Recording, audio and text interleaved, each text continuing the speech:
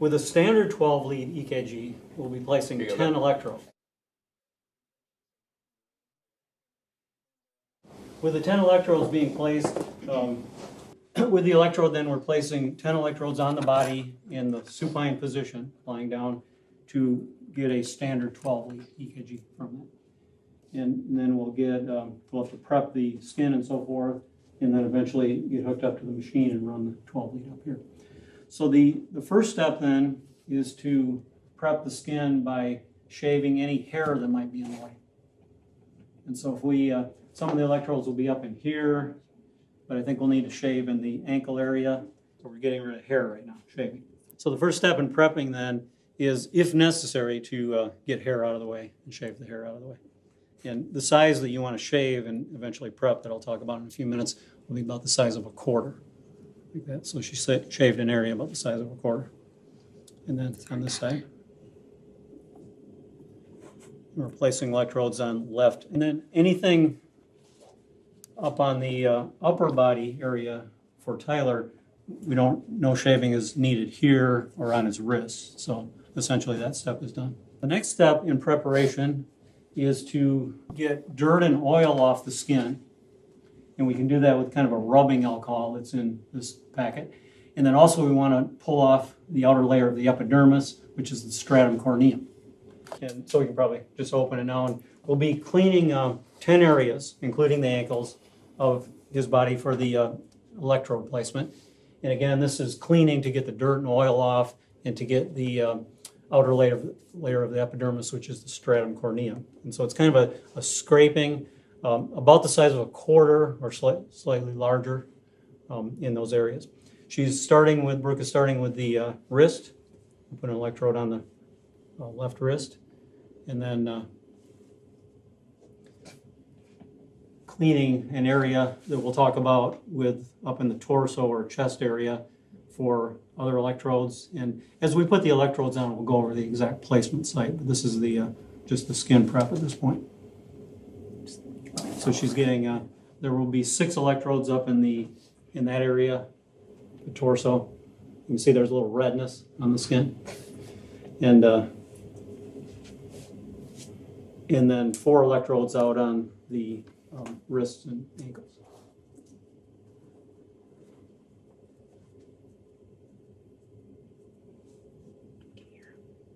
Brooke is actually going ahead to what's called an exercise 12 lead that we'll actually be talking about a little bit later, but she's prepping the skin for that too at this point.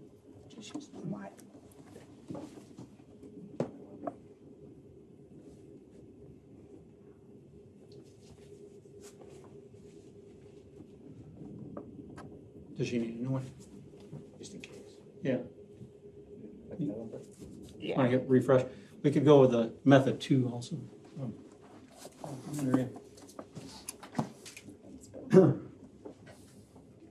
We'll go back through all this stuff with where the electrodes are going, but this is the skin prep.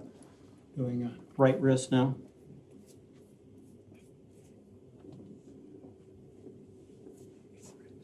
And this area that she's prepping right now is actually for a little bit from now with the exercise.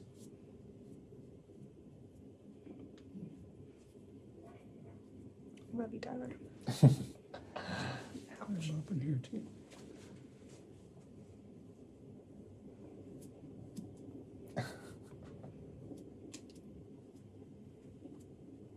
Okay.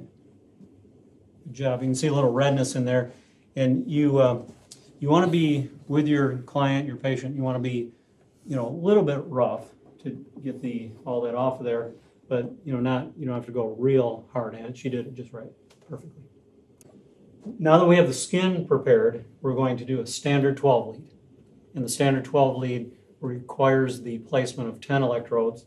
And if you follow your slides on this, you can follow the order of the 10 electrodes. And the first one that'll be placed will be at the left arm, is the left arm at the left wrist. So we'll go ahead and get that one placed, and the skin is all prepped and everything in that area. The second electrode is placed at the right arm, right wrist area.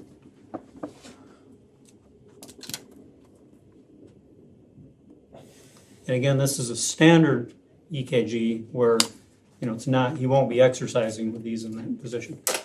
The third one will be placed at the left leg, left ankle area. And again, when you place that, you want to avoid putting that on bone, right leg electrode. And again, avoiding the bone.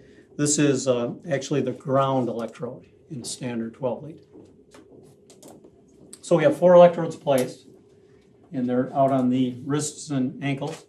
And now for the other 6 electrodes, we go to his chest area or torso, and we want to place what's called V1. And again, you can follow this on the slide. V1 is the first placement. We'll first look at the jugular notch. And at the jugular notch, you have, if you can look at the slide or look at this or even feel on yourself, the clavicle comes into that. Clavicles come into that. But they don't meet. They come in and there's a break in the clavicles, and you have that jugular notch. The first rib is underneath that, underneath the where the clavicles are at the jugular notch. And then as Bill starts to palpate downward, you have the first intercostal space between the first rib and the second rib, the first intercostal space. And we're going to palpate down to the 4th intercostal space. So it'll be second rib and then second intercostal space, third rib, third intercostal space, 4th rib, 4th intercostal space. And place the electrode at the 4th intercostal space to the right of the sternal border. And that electrode placement then is V1. And again, following on the slide, that's the 5th electrode that we've placed in V1. The 6th electrode is also at the 4th intercostal space. So there's some, pretty much parallel to V1. And it's at the left sternal border. And this electrode is the V2 electrode. So we have V1 and V2 placed on there. Again, 4th intercostal space, right and left sternal border. The next electrode that we place is actually V4. Note that we skipped V3, and we'll get back to V3. V4 is placed at the 5th intercostal space. We find the 5th rib and then the 5th intercostal space at the mid-clavicular line. So midpoint of the clavicle straight down to the 5th intercostal space, and that electrode is V4. If you're following on the slide, we've skipped down 1 from V2 to V4. The next electrode that's placed is V3. So we're going back to V3, and this is placed on a straight line halfway between V2 and V4. That's why you have to place V2 and V4 first, and then go back and place V3. So that looks perfect. The next electrode, and the second to last one, the 9th one, is V5. And V5 is placed on a straight line with V4. Notice that you do not follow the intercostal space because the ribs actually turn upward at that point. And so you just want to go parallel or in a straight line with V4 at the anterior axillary line. The anterior axillary line is where the body goes from being flat on the top to flat on the side, kind of a turning point in the body at the anterior axillary line. And again, that's V5 straight in line with the V4. The 10th electrode, the final one, is V6. And V6 is placed again on a straight line, so parallel to V4 and V5. And it's placed at the left mid-axillary line. So straight down from the axilla or armpit, down from that, and again in line with V4 and V5. That way we're not concerned anymore about the intercostal spaces, but mainly making a straight line through that area with V4, V5, and V6. That's the placement of the 10 electrodes for the standard 12-lead EKG. Next step then is to actually connect the wires to the machine, 12-lead EKG machine. And in connecting these wires, they are labeled.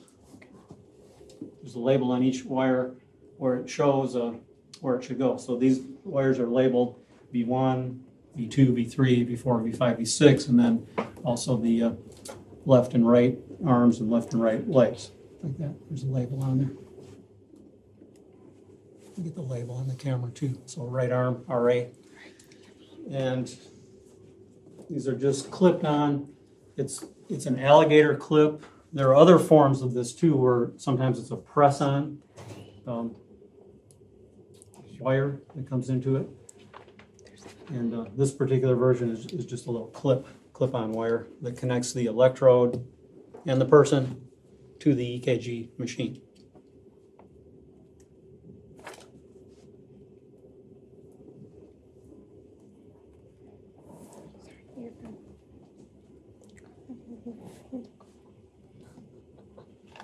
Everybody's doing a great job getting Tyler ready for a standard 12-lead EKG in all the proper positions.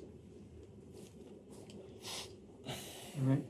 So he, when we actually take this, we'll be able to see that on the machine. At first, when it comes in, there's a little bit of roughness to it, a little bit of what we call artifact, and then it'll settle in at a certain point.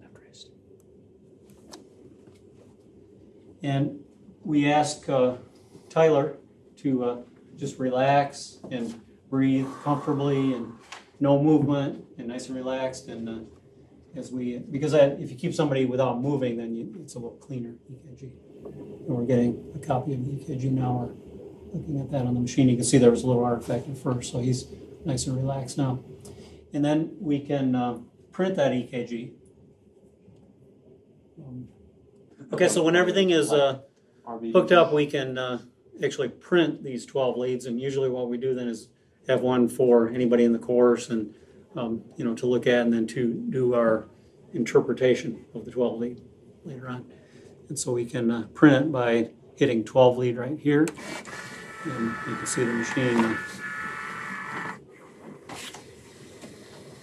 printing it out on this part.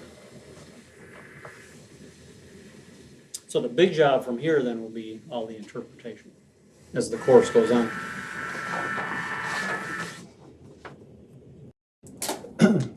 This again is a standard 12 lead, and we use the standard 12 lead as we've been studying in the course for interpretation of many different items, including myocardial infarction and things along those lines.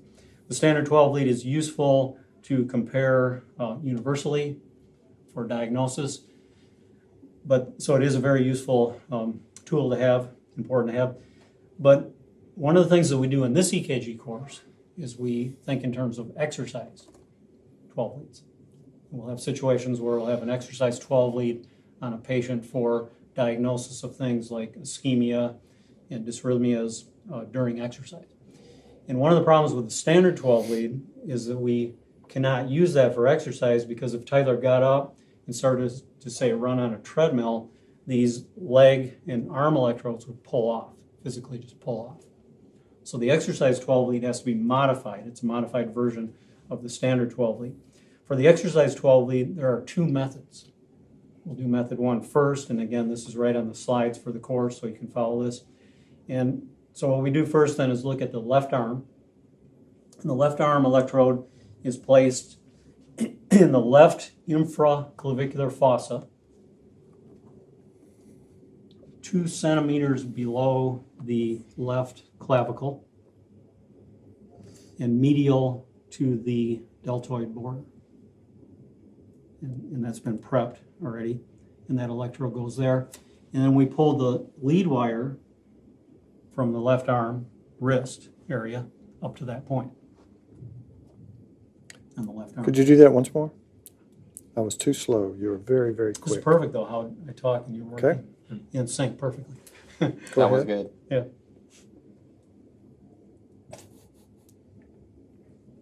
So we've taken the right wrist electrode, left wrist, sorry, and moved that to the left infraclavicular fossa, and then that electrode can be removed and has been removed from the left wrist. Okay, the next step is to look at the right arm. And so we want to place the right arm electrode in the right infraclavicular fossa, 2 centimeters below the clavicle and medial to the right deltoid border. And again, follow this on the slide as we talk about it. And we are removing the lead wire from the right arm, the right wrist, and moving that up to the area under the clavicle. And that becomes the right arm electrode now, up in that area. And again, this is so that the electrodes can stay on during exercise in a modified form of the standard 12 lead for exercise. And again, this is method 1. Okay, the next step is to look at the left leg. And the left leg is placed halfway between the costal margin and the iliac crest. Costal margin is where you can palpate what Brooke is showing, where you palpate your, let's see, the bottom of your rib area. And then your iliac crest is where you palpate in the pelvic area. And again, you go halfway between the costal margin and iliac crest. And it goes at the left anterior axillary line. And that's immediately or straight below V5. And that electrode's placed there. And then we take the lead wire off the left ankle and place it on there. Again, this is method 1. Okay, the final thing to place for method 1 is the right leg. And this, there's a lot of symmetry here. So again, this goes halfway between the costal margin and iliac crest on the right side at the right anterior axillary line. And so between the costal margin then at the lower part of the ribs and the iliac crest then at the top of the pelvic area. And again at the right anterior axillary line. And then we take the lead wire and move it from the right ankle to that area. And that is method 1, the placement for the 10 electrodes for method 1. And we won't do this right now, but we would have our person stand up and then generally get onto a bicycle or treadmill and do some walking or riding or running or whatever the exercise is. And the electrodes are placed up here and everything is secured during that, what becomes an exercise 12 lead, method 1, exercise 12 lead. So for method 2, the only change that we make in method 2 from method 1 is moving the leg electrodes, just moving those 2 electrodes. And one of the reasons for this is that in method 1, they found that these leg electrodes sometimes got in the way of there ends up being a belt on there and cause some artifacts. So that's why clinical individuals thought of maybe method 2 might be a little better. So with method 2, the first change then is the left leg. And the left leg electrode goes at the mid-clavicular line on the lowest rib, right on the lowest rib, mid-clavicular line. And that's right underneath the V4 electrode. And so then we're taking the lead wire and moving it to that position. So it's really just a small change, just a few inches. But it's, again, the idea behind that is to get away from where the belt is on that for left leg. And then similarly, the only other electrode that moves, everything else stays the same, is the right leg. And the right leg is moved to the right mid-clavicular line, again, on the lowest rib. Notice that there is a lot of symmetry to this.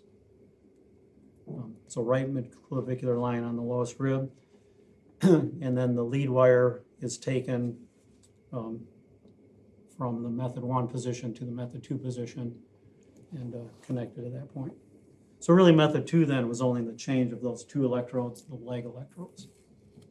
And again, that's a method you may end up using in your laboratory. So from here then, with method 1 or 2, what will happen is we'll have our client will stand up, we'll get everything all secured, and the person will get on a treadmill or bike and then do an exercise test. And so we've looked at these slides in the course, and we followed the the whole outline of this, but we've looked at how to do this on a person and visualize it. And again, this goes along with your notes for the entire course. So again, everything is done, and hopefully that helps to visualize all that. We're just taking everything off now, and all the wires and all the electrodes, and we'll say that all the testing has been done. Again, I want to thank Instructional Services and all of the exercise and sports science students, Tyler, Margie, Brooke, and Bill, for helping, and that concludes everything we're doing with this. Okay, the last.